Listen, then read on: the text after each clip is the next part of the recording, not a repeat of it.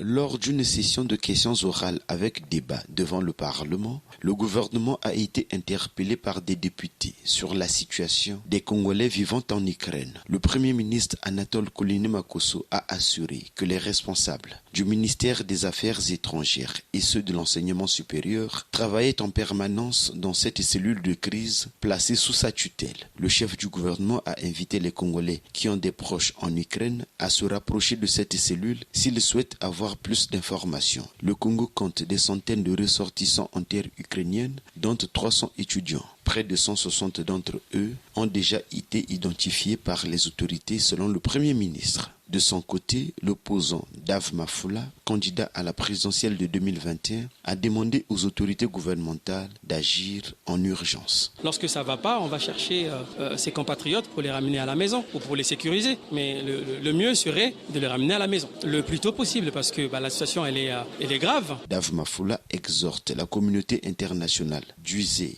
de sa diplomatie pour faire cesser les hostilités en Ukraine. Le Congo a établi les relations diplomatiques depuis 1964 avec la Russie qui a envahi l'Ukraine depuis quelques jours.